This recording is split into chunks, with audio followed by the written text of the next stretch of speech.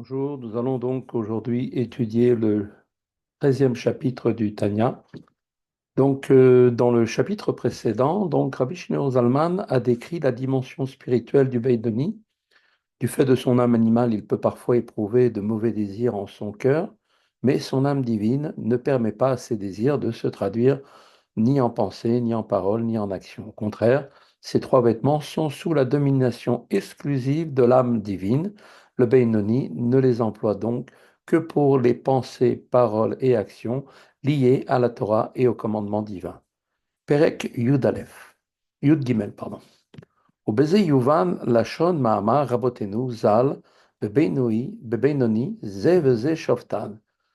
Donc, on peut maintenant ainsi comprendre l'expression de nos sages qui nous dit que les Benoni sont jugés par l'un et l'autre, c'est-à-dire en fait Pirouche, Yetzer Tov et Yetzer Hara, par leurs bons et mauvais penchants. Tous les deux le jugent et lui dictent sa conduite. Pour étayer ce principe, eh bien, le Talmud cite un verset des psaumes, Dirtiv, qui hamod le yemin evion, leoshia mi shofte nafsho, ainsi qu'il est dit. Dieu se tient à la droite du pauvre pour le sauver de ceux qui jugent son âme. La forme plurielle de l'expression ceux qui jugent indique la présence de deux juges, le bon et le mauvais penchant. Ce verset établit donc que chez le Beinoni, les deux penchants sont désignés comme ses juges. Or, si le terme Beinoni devait être compris dans son sens simple, c'est-à-dire comme la personne comptant autant de bonnes que de mauvaises actions, il aurait dû être dit le Beinoni est gouverné par les deux penchants. C'est pour qu'une personne faute, son mauvais penchant doit être maître d'elle. Car si le Beinoni vivait les deux situations, on devrait donc dire qu'il est gouverné et non seulement simplement jugé par les deux penchants. Selon la définition du terme Beinoni donnée au précédent chapitre, il est évident que celui-ci n'est que jugé par les deux penchants et non gouverné par ceux-ci, comme il doit être noté maintenant. Lo amru ze veze moshlim, chas shalom, et nos chachamim n'ont pas dit, il est gouverné par l'un et l'autre, le bon et le mauvais penchant, que Dieu préserve. Qui que sheyesh ezo shlita, ou même shala le yetzer hara, be'ir ktana, afilou le fisha akala, parce que lorsque le mauvais penchant exerce un pouvoir ou une domination quelconque, même si c'est quelque chose de momentané sur la petite cité, c'est-à-dire chaque fois que le mal gouverne le corps, Nikra Racha, Beotacha, eh bien l'homme est qualifié de Racha à ce moment-là.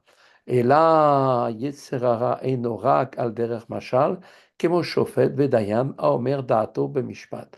En fait, le mauvais penchant du Benoni est seulement, pour employer une métaphore, donc une image, semblable à un magistrat ou à un juge qui exprime son opinion au cours du procès.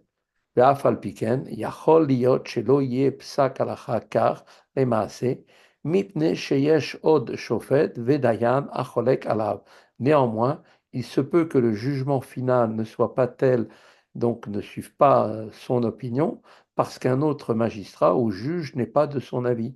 וצריך להכריע ביניהם בהלכה כדברי המכריע. Et il est dès lors nécessaire d'arbitrer entre les deux, et la décision suit la position de l'arbitre. Car Ayetzerara, Omer Daato Bechlal Asmoli Shebelev, de même concernant le combat entre le mauvais et le bon penchant, le mauvais penchant s'exprime et exprime son opinion dans le côté gauche du cœur du Beinoni, c'est-à-dire qu'il va générer un mauvais désir en son cœur, ceci étant l'opinion qu'il a de ce que devait être l'attitude du corps. Ou Mealev, Olé la Moach, la Rerbo. Et à partir du cœur, de la partie gauche du cœur, eh bien, le désir monte au cerveau pour qu'il y pense. Cette ascension du cœur vers le cerveau est spontanée, immédiate et sans moyen de la réfréner. Ou miyad cholek alav ashofet hasheni, sheu hanefesh elokit shebemoach. Et immédiatement, dès que ce désir lui traverse l'esprit, il est contesté par le second juge, l'âme divine, qui demeure, elle, comme on le sait, dans le cerveau. Amit pachet bechlal hayimini shebelev makom mishkan hayetzer tov, et qui, elle, cette âme divine, va s'étendre dans le côté droit du cœur, où réside, c'est-à-dire où se révèle le bon penchant. Le bon penchant est la voie des difficultés des facultés, pardon, et la voie des facultés émotionnelles de l'âme divine, il est donc actif dans le côté droit du cœur, comme on l'avait vu dans le chapitre 9. Le bon penchant, lui, il va s'opposer donc au mauvais penchant pour empêcher la réalisation du désir de ce dernier, car l'opinion du bon penchant est que les membres et les facultés du corps ne soient utilisés qu'en vue du bien exclusif. והלכה כדברי המכריע, הוא הקדוש ברוך הוא העוזרו ליצר טוב. Et le jugement, eh bien, va suivre celui qui est l'arbitre. Et l'arbitre ici, ben, c'est Akadosh Baruch Hu lui-même qui vient en aide au bon penchant, lui permettant donc de dominer le mauvais penchant. Kemahama Rabotenu Zal, comme l'ont dit nos sages, eh bien, el Male Akadosh Baruch Hu ou Ozrenu, Ozro, En Yachollo, le mauvais penchant de l'homme s'affermit quotidiennement, et si Dieu ne l'aidait pas, c'est-à-dire n'aidait pas son bon penchant, eh bien, il ne pourrait pas le surmonter, ce mauvais penchant. Ve'hezer hi ha'ara shemeir or Hashem al nefesh elokit, et l'aide que Dieu lui accorde, eh bien, est la lueur divine qui illumine l'âme divine. Liyot lo la yitaron ושליטה על שכלות הכסיל ויצר הרע, כי יתרון האור מן החושך כנזכר לעיל. Et donc, cette lueur divine va illuminer l'âme divine, de sorte qu'elle puisse avoir la supériorité et le pouvoir sur la sottise du sot, le mauvais penchant, de manière semblable à la supériorité de la lumière sur l'obscurité, comme il a été expliqué précédemment dans le chapitre 12. Donc, de même que nous l'avions dit, une petite lueur chasse une immense obscurité, ainsi la sottise et l'obscurité absolue du mauvais penchant peuvent être repoussées par une faible lueur de sainteté qui émane de l'âme divine. C'est cela même qui constitue l'aide que Dieu apporte à l'âme divine. L'Admour Azaken va à présent maintenant répondre à la question soulevée au début du premier chapitre du Tanya. Le Talmud rapporte qu'avant de venir au monde, un juif doit prêter serment de toujours se considérer comme un rachat, un méchant, alors qu'un autre texte de la Mishnah, par ailleurs, Perkei Avot, eh bien, l'interdit. Et le premier chapitre relève de surcroît qu'une telle considération serait synonyme de tristesse et de mélancolie, ce qui rendrait bien évidemment impossible le service de Dieu qui doit être fait dans la joie. Mais c'est ce que Rabbi Shimon Zalman va maintenant expliquer. Ce serment qui littéralement se lit soit à tes yeux comme un rachat ne signifie pas qu'il faut se considérer comme un véritable rachat, mais seulement semblable à un rachat, c'est-à-dire ayant des traits similaires avec ce dernier. Autrement dit, il faut se considérer comme un Benoni dans le cœur de qui le mal est présent et peut exercer à tout moment son attrait. Maintenant, on va voir ça dans les mots du Tanya.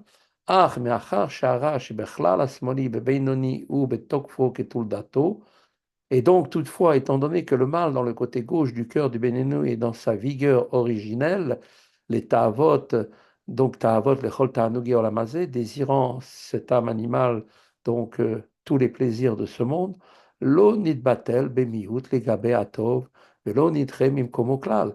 Et donc, effectivement, n'ayant ni été effacé, cette âme animale, donc ce désir pour les plaisirs de ce monde, n'a pas été totalement effacé, n'a pas été effacé du tout d'ailleurs devant le bien de l'âme divine, du fait de sa petitesse, comme dans le cas d'un tzaddik, ni repoussé en quelque façon de sa position. Il est là tel qu'il est et il s'est grandi de plus en plus. Mais malgré qu'il est là, eh bien, c'est seulement qu'il n'a pas le pouvoir de la domination pour se répandre effectivement dans les membres du corps et donc de s'exprimer soit en action, en parole ou en pensée. Ce défaut d'expression du mal n'est pas non plus imputable à la prédominance du bien, car au contraire, le mal conserve toute sa force originelle sous tous ses aspects. Son incapacité à s'exprimer vient uniquement du quoi? Du fait que Mipnei Shakadosh Baruch Hu Omer le Yamin Aevion Ve'ozer Umeir le Nefesh Elokid. Eh bien, la raison pour laquelle il peut pas effectivement assurer sa prédominance sur le bien, eh bien c'est uniquement parce qu'Akadosh Baruch Hu se tient à la droite du pauvre, comme il est marqué, il aide et illumine l'âme divine de sorte qu'elle soit en mesure de prédominer sur le mal. Ainsi, seule l'intervention divine empêche le mal d'atteindre le corps dans son essence. Toutefois, ce mal en lui-même demeure totalement inchangé. La reine Nikra Keracha, Kemahama Rabotenu Zal, et c'est pourquoi le Benoni est décrit comme un rachat, Keracha, donc il est semblable à un rachat. כמו שכתוב, ז"ל ורבותינו כמאמר חז"ל, אפילו כל העולם כולו אומרים לך צדיק, אתה יהיה בעיניך כרשע. Et donc, c'est la raison pour laquelle nos Chachamim nous disent, même si tout le monde entier te dit que tu es un tzaddik, sois à tes yeux comme un rachat. Lo rachat mamash, comme, d'accord? Tu dois être comme un rachat et non vraiment un rachat, ce que condamne la Mishnah évoqué au premier chapitre et ce qui exclurait la joie dans le service de Dieu. Et là, Shiyarzik Asmo, le Beinoni, plutôt, cela veut dire qu'un homme doit se considérer comme un Beinoni. Velo le'amin le'olam she'omrin shara shebo nitbatel legabe atov shezu madregat tzadik. Et un homme ne doit pas prendre en compte l'opinion du monde extérieur qui dit qu'il est un sadique, car le mal en lui a été, et qui croit et qui veut lui faire prendre, lui faire croire que le mal lui a été totalement effacé devant le bien, car ça, c'est comme on l'avait vu, le niveau du tzaddik. Seul un tzaddik parvient à effacer et à transformer le mal qui est en lui, mais le monde juge le Benoni à ses actes, et constatant qu'il ne commet aucune faute, eh bien le monde pense qu'il a lui aussi chassé le mal à la source de la faute, et le considère donc comme un tzaddik. Les Chachamim donc l'enjoignent donc de ne pas accepter cette opinion du monde. Et là, enav keilu meoto mahuto ve'atzmuto shelara ou betokfo. Il doit en fait, cet homme-là, le Beinoni, se considérer que l'être et l'essence du mal est encore dans sa vigueur et dans sa puissance originelle. Betokfo gvurato bechlal asmoli, étant bien sûr dans le côté gauche du cœur, Ketuldato, selon bien évidemment l'origine de sa naissance. Velo chalaf ve'alach mimenu meuma, et qui ce mal ne l'a aucunement quitté et n'a pas disparu. Pas de rabat, et au contraire, le mal, eh bien, nitrazek yoter ve'emsher azman, s'est affermi et s'est renforcé au cours du temps. Pourquoi? Mais parce que chez Nishtamesh Boarbe, parce que l'homme a généreusement employé son âme animale, Beachila, Veshtia, ou Sharinyane Olamazé, par le fait de manger, de boire et d'autres occupations matérielles. Donc l'exercice même de l'âme animale la rend, à force de répétition, plus puissante encore qu'à sa naissance. L'Admour Azaken conclut donc que l'expression soit à tes yeux comme un rachat signifie qu'un homme, quel qu'il soit, doit se regarder comme un Beinoni et non comme un tzaddik. En effet, une telle considération qui se traduirait par l'abandon du combat permanent contre le mal pourrait bien n'être qu'une illusion et conduire à la chute que Dieu préserve jusqu'au niveau de rachat. Dans le développement qui précède, la Nourazaken a décrit le Benoni et a pris pour référence un homme ayant des occupations professionnelles et ne pouvant donc pas se consacrer uniquement à l'étude de la Torah et au service divin. Il va maintenant aborder la situation de celui qui est continuellement versé dans l'étude de la Torah. ואף מי שתורת השם חפצו ויגיע בה יומם ולילה לשמה, et même pour celui qui a pour seule aspiration la Torah de Dieu, qu'il étudie jour et nuit pour elle-même, Enzo chacha klal shenitre arabim komo. Cela n'a aucunement une preuve que le mal a été délogé de sa place. Et là, yachol liyot shemautu vasmuto ou betokfo bigvorato, qui en fait, il peut-être que l'essence, l'être et essence du mal est-il dans toute sa vigueur et dans toute sa puissance, Bemkomo Bechlal Asmali, dans son siège, qui est donc la place dans le côté du cœur gauche. Rag Shelevushav, Shehem Marshaba Dibur Maase, Shanefesh Abahamid, et ceci ce n'est que ces vêtements que sont la pensée, la parole et l'action de l'âme animale, eh bien, En Mitlaveshim Bemoar ne se revêtent pas du cerveau, ni du paix, de la bouche, Veyadaim, et ni des mains, et des autres, d'accord, Véchar, Évaré, Agouf et les autres parties du corps pour penser ou agir de façon interdite. Mipne Hachem, par rapport au fait que du pouvoir chez Nathan, que Dieu a donné à l'homme la possibilité de dominer son cerveau, même Shala la Moar à la lèvre, qu'a donné donc au cerveau la capacité de dominer le cœur.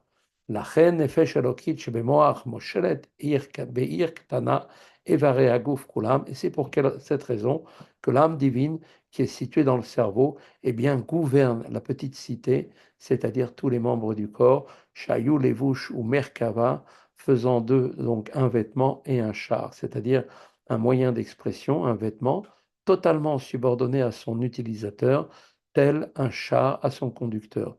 Du fait donc de la suprématie que Dieu lui a donnée, eh bien maintenant l'âme divine peut utiliser les membres du corps comme un vêtement et un char. Ou les shlosha levushea שהתלבשו בהם שהם מחשבה, דיבור ומעשה של תרי"ג מצוות התורה. Et donc, ce faisant, elle peut utiliser effectivement, donc, les utiliser comme étant donc un vêtement et un char, par lesquels ces trois vêtements, ceux de l'âme divine, qui sont la pensée, la parole et l'action, qui relèvent des 613 commandements de la Torah, vont s'exprimer littéralement, sont revêtus donc par effectivement l'âme divine. Il est donc possible que pour ce qui est des pensées et paroles liées à la Torah, comme pour la réalisation des commandements, eh bien, l'âme divine est le dessus et l'âme animale lui soit soumise. Dans ce domaine précisément, l'âme divine exerce une totale suprématie. אבל מהותה ועצמותה של נפש אלוקית אין לה שליטה וממשלה על מהותה ועצמותה של נפש הבעמית בבינוני. Toutefois, l'être et essence de l'âme divine n'a pas de pouvoir et de domination sur l'être, essence et essence de l'âme animale chez le Benoni. Kihim beshahat shavat Hashem ou beitgalut libo, si ce n'est qu'au moment où, quand l'amour dans le cœur pour Dieu est révélé dans son cœur. Beti mezumanim kemo beshat atfila ou seba, comme nous l'avons vu, à des moments propices tels que la prière et ce qui est semblable. Comme il a déjà été expliqué au chapitre précédent, le Benoni voit s'éveiller en son cœur, lors de la prière, un amour ardent pour Dieu qui provoque la soumission du mal de son âme animale devant le bien de son âme divine.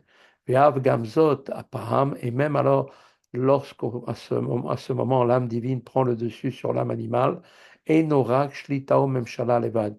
Il ne s'agit que d'un pouvoir et d'une domination. L'âme divine parvient donc à dominer l'âme animale, mais non à le vaincre au sens de l'anéantir dans son essence. Kedertib, comme il est écrit, donc Olohum Milhum Yahametz, il est écrit donc effectivement au propos du combat entre Yaakov et Esav, qui symbolise le combat entre le bien et le mal dans l'âme humaine, eh bien, et c'est marqué, et une nation prévaudra sur l'autre. Yaakov, qui symbolise le bien, prendra simplement le dessus sur Esav, le mal, mais ne parviendra pas à en venir à bout, ainsi que nos Chachamim le disent donc sur ce verset, que chez Ekam, Zénophel, que chez Ekam, Choulé. Quand celle-ci se lève et prédomine, celle-là, l'autre bien chute. Et quand celle-là, l'autre se lève, eh bien la première chute. L'âme animale qui chute durant la prière est capable de se relever et de se manifester à nouveau. L'âme divine n'est donc pas parvenue à la vaincre durant la prière et sa domination n'est que temporaire. Chez Nefesh Elokit, mit amtset ou mit gaberet, al nefesh abamit bemakor akvurot sheibina. Ainsi donc l'âme divine se fortifie et prend le dessus sur l'âme animale au niveau de la source de la force des gvurot qui est elle-même dans Bina. Dans la description kabbalistique des sphirotes, le niveau de Bina est la source de Gvura pour l'âme divine. Cela signifie que la source de sa force, Gvura, pour combattre l'âme animale, se trouve dans sa faculté de compréhension Bina, la faculté par laquelle elle comprend la grandeur de Dieu. Leitbonen begdulat Hashem en sof baruchu, veleholid ahavat azal Hashem kerash pehesh bechlal haemini shebeli dbo. En méditant donc sur la grandeur de Dieu, le Ensof, béni soit-il, l'infini divin, et engendrant ainsi un amour intense et ardent pour Dieu dans le côté droit du cœur. Ve'az itkafia sitra charash bechlal asmoli. Et alors, quand l'âme divine prédomine par son amour si intense et manifeste pour Dieu, donc la citra chara, le mal de l'âme animale, située dans la partie gauche du cœur, est soumise. Avalo nidbatel egamre bebeinoni, ela betsadik shenemar bo velibi halal bikirbi. Toutefois, elle n'est pas totalement annihilée chez le Beinoni, mais seulement chez le Tzadik, dont il est dit: mon cœur est vide au-dedans de moi, comme le disait donc David Ameller. Le cœur généralement occupé par le mauvais penchant et vide chez le tzaddik. Lui, David Ameller, comme on l'avait dit, l'avait complètement anéanti par les jeunes. Veu moaz bera, vesono betachlit asina, vamius, o shelo betachlit sina keniskar leil. Et lui, le tzaddik, a le mal en dégoût et le hait d'une haine parfaite, s'il est un tzaddik accompli, ou bien d'une haine qui n'est pas absolue, si c'est un tzaddik inaccompli, comme nous l'avons expliqué précédemment au chapitre 10. Aval bebenoni ou derech machal ke adam shiyashan shiyachol larzor velior mishinato. Tout ceci concerne le tzaddik, mais chez le Benoni, le mal est, pour employer une image, tel un homme qui dort et peut à tout moment se réveiller de son sommeil et reprendre ses facultés. Car arabe Benoni, Uke Yashan, Bechlal Asmoli, de même en est-il le mal chez le Benoni sommeil, pour ainsi dire, dans le côté gauche du cœur, c'est-à-dire qu'il est inactif et n'exprime aucun désir matériel. Beshat, Kriyat Shema, Utfila, chez Libu Boer, Be'avat Hashem, comme nous l'avions appris durant le temps de la lecture du schéma de la Hamida, quand son cœur est enflammé d'amour pour Dieu, ce qui provoque l'état de sommeil du mal de l'âme animale. Donc l'âme animale est comme engourdie. Mais après la prière, ou bien après avoir fait le schéma ou la Hamida, eh bien le mal peut se réveiller après la prière. Rabbi Shneur Zalman va décrire maintenant une catégorie supérieure de Beinoni, un homme pénétré tout au long de la journée du même degré d'amour pour Dieu qu'il éprouve durant la prière et dont l'âme animale n'est jamais éveillée. Il sera alors possible de comprendre la nature du jugement porté par Rabat sur lui-même. Au premier chapitre, nous avions démontré que le terme Benoni ne désigne pas, comme l'interprétation littérale aurait pu le laisser entendre, un homme qui aurait une moitié de mérite et une moitié de faute. S'il en était ainsi, comment un sage tel que Rabat, qui était le sadique de la génération, le Nassi Ador, qui n'a jamais négligé l'étude de la Torah, fût-ce un seul instant, aurait-il pu commettre une erreur aussi flagrante que celle de se considérer comme un Benoni, s'il y avait chez le Benoni une partie de moitié de mal et moitié de bien? Chez lui, c'était que du bien. La définition donnée du Benoni peut sembler ne pas résoudre cette difficulté. En effet, comme l'avait expliqué Rabbi Shlomo Zalman, eh bien, au chapitre 12, un Benoni ne faute jamais, mais néanmoins, il éprouve encore le désir de la faute. Rabat, qui était un tzaddik, était évidemment conscient de l'absence en lui de toute forme de désir matériel. Donc la question est comment put-il donc commettre l'erreur de se tenir lui-même pour un Benoni? La description qui suit d'une catégorie particulièrement élevée de Benoni va nous permettre de répondre à cette question.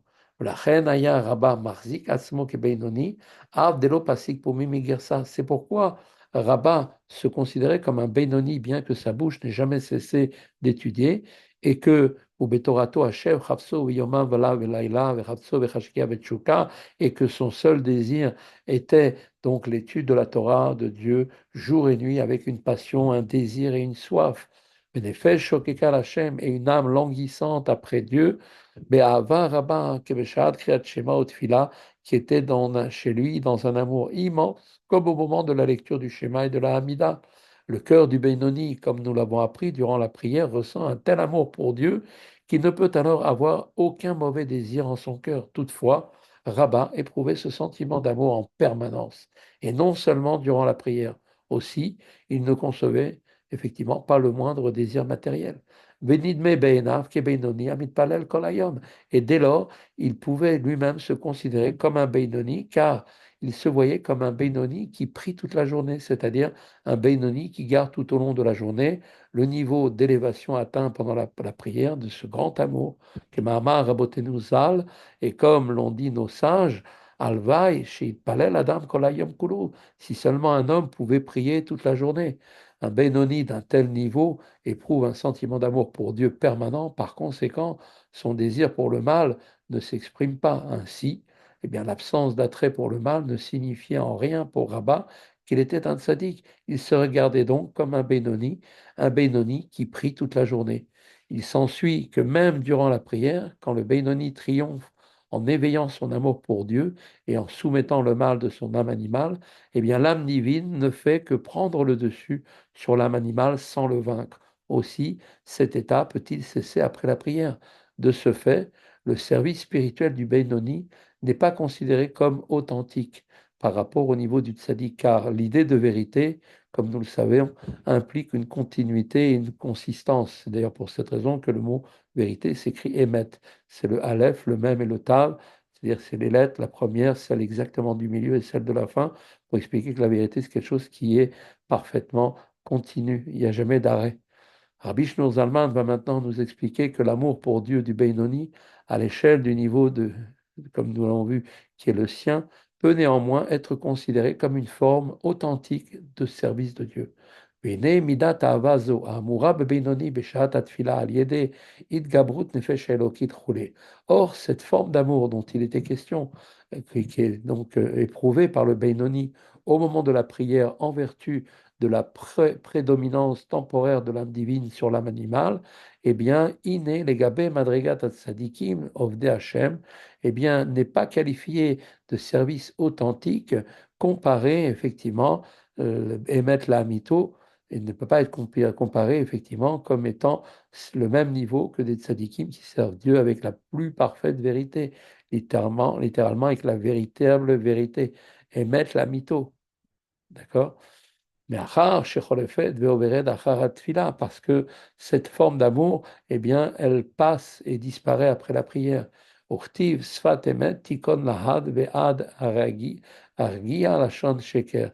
Alors qu'il est écrit, le langage, littéralement la lèvre de vérité, sera établi à jamais, mais la langue du mensonge ne dure qu'un instant. N'est donc vrai que ce qui est immuable, ce qui ne change pas, ce qui au contraire n'est que temporaire et éphémère, ne peut pas être qualifié de vrai. Ainsi, l'amour pour Dieu du Beinoni, qui est manifeste durant la prière et disparaît ensuite, ne peut pas être qualifié d'authentique, de vrai, et mettre la mytho au sens absolu de la vérité, la véritable forme de vérité que atteint le tzaddik. ואף על פי כן, malgré cela, לגבי מדרגת הבינוני, נקרא עבודת תמה באמת לאמיתו שלהם.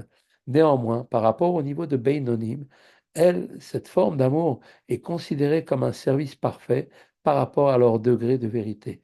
Ish kefi madregato, be madregat Beinonim, chaque homme selon son niveau dans la catégorie des Beinonim, car comme il a déjà été expliqué, le niveau de Beinoni est subdivisé en de nombreux niveaux. Vareni Koré Be'ahavatam, Shebetfilatam, Gamken, Sfatemet, Tikon Lahad.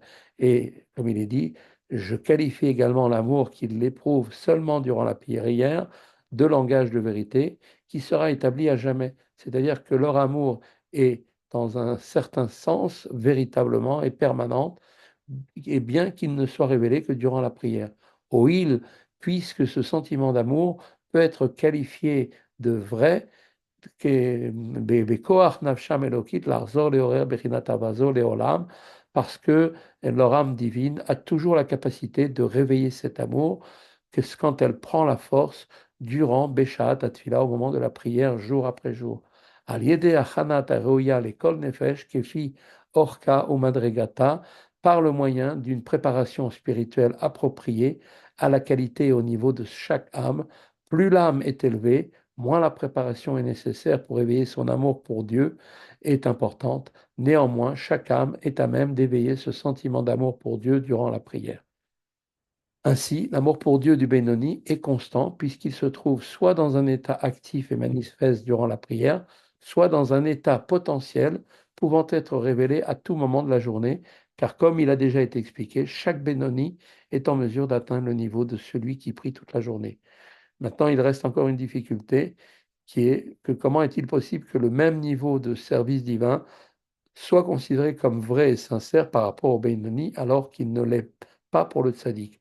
L'idée de vérité n'est-elle pas absolue? Quand on dit émettre la mytho, ça devrait être une vérité absolue.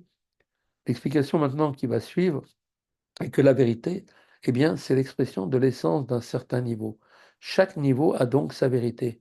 Pour bien comprendre cette idée, on peut relever que même qu'il y ait effectivement des myriades de niveaux, de mondes spirituels, des plus sublimes aux plus bas, et que ces derniers sont comme néants comparés aux premiers, comment serait-il possible alors de dire que dans ces niveaux inférieurs, la vérité existe? Eh bien, il faut en conclure que chaque niveau a sa vérité qui lui est propre, là où il est. Une chose est qualifiée de vraie quand elle correspond à l'essence de son propre niveau et de fausse ou de mensonge si elle ne l'est pas. Elle n'a pas à satisfaire les normes d'un niveau supérieur pour être validée comme vraie dans son niveau, car à son niveau, à elle, elle est considérée comme Emet la Mito. Dans les mots du Admorazaken, qui naît Midat Emet I Midato Shel Yaakov, Anikra Bria Hatikon, car la vérité est l'attribut de Yaakov, ainsi qu'il est dit, tu m'as donné la vérité à Jacob, qui est appelée la traverse du milieu, qui elle-même était, comme on dit, Beria Hatichon, Amavria Ben Akatse, l'Akatse, qui traversait donc cette barre d'une extrémité à l'autre, tout comme la barre centrale soutenait transversalement les planches de bois du tabernacle en les traversant toutes. Mais Rom Amalot ou Madrigot Atsof Koldargin, d'un point de vue spirituel, cela signifie que l'attribut de vérité traverse du sommet de tous les échelons et des niveaux jusqu'à la fin de tous les niveaux, c'est-à-dire jusqu'au niveau le plus inférieur. Et à chaque échelon et niveau qu'il traverse le point central de ce niveau particulier, qui est le point et la qualité, c'est-à-dire la norme de l'attribut de vérité de ce niveau, eh bien voici une preuve établissant que chaque rang a sa propre norme de vérité. Midat emet i nachala beli metzarim ve'en la shiur lemala adrom maalot. L'attribut de vérité est un héritage illimité. Il n'a pas de limite supérieure dans son extension jusqu'au plus haut niveau. Vechol maala maalot ou madrigot shel mata em ke'en legabe maalot ou madrigat shel maala mehen. Et donc tous les échelons et niveaux inférieurs sont comme rien comparés à ceux qui leur sont supérieurs. Malgré leurs différentes formes, eh bien, la vérité existe bien à chaque niveau. Il s'ensuit donc effectivement nécessairement que chaque niveau renferme sa propre forme de vérité. À l'appui donc de l'affirmation selon laquelle les niveaux inférieurs sont incomparables à ceux qui leur sont supérieurs, le Hadmour Azaken va citer maintenant un principe kabbalistique, Keyodua, Yodechen, comme le sage, ceux qui connaissent la sagesse ésotérique, chez Bechinat Roche ou Mochin Shel Madrigot Tartonot, que ce qui est la tête et l'intellect, le plus haut niveau des niveaux inférieurs, eh bien, en les mata miprinat akavim ragle madrigot aelionim mehem, eh bien, même le niveau le plus haut, qui est le niveau de la tête, de l'intellect, du niveau le plus bas, le plus haut niveau du niveau inférieur, eh bien, lui-même est inférieur au talon et au pied du niveau le plus supérieur. Donc, effectivement, Kemahama Rabotenu Zal, Ragle Achayot Keneget Kulam, comme l'ont dit nos Chachamim, les pieds des Chayot les surpassent tous. C'est-à-dire que les niveaux qui leur sont inférieurs, y compris les rangs les plus élevés de ces derniers. L'attribut donc de vérité est donc mesuré en fonction de chaque niveau. Dès lors, le service divin des Beinoni peut être considéré comme vrai et authentique par rapport à leur niveau, bien qu'il ne soit pas comparable au service des tzadikim, puisqu'il n'est plus révélé après la prière. Voilà, c'est ici que se termine le 13e chapitre. Nous continuerons avec la suite. À très bientôt.